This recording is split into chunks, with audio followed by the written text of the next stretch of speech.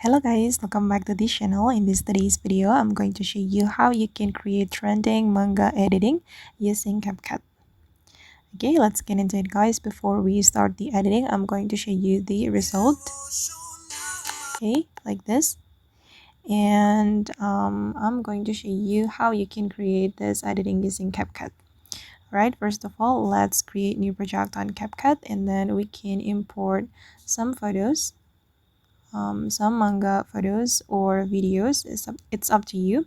And then I'm going to import the photos to my CapCut project, and then here we can add audio.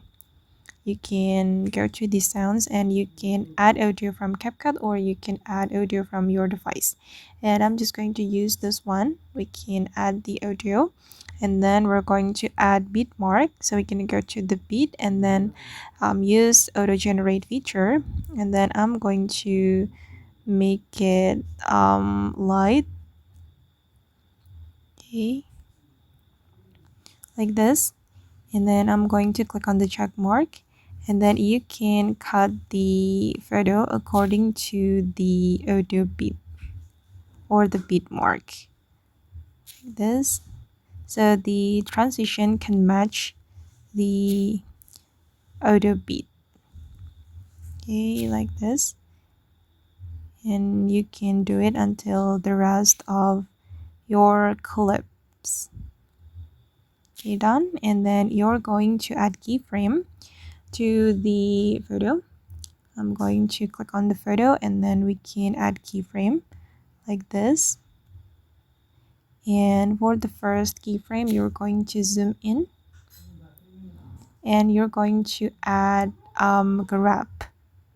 Okay, you can add float to this one, and you can repeat this tab until the rest of your photos.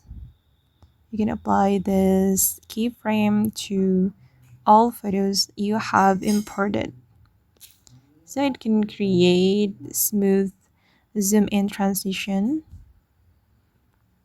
Okay, flow to, and then you're going to add effect. Go to the effect and then select a video effect.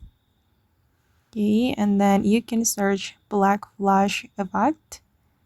Okay, this one or this one, but I prefer the black flash 2. Okay, click on the check mark, and you can apply this effect to all your photos, and then you will create something like this. Okay guys, and that's all the tutorial for today. I hope this video will be useful for you. Thank you so much for watching, and bye.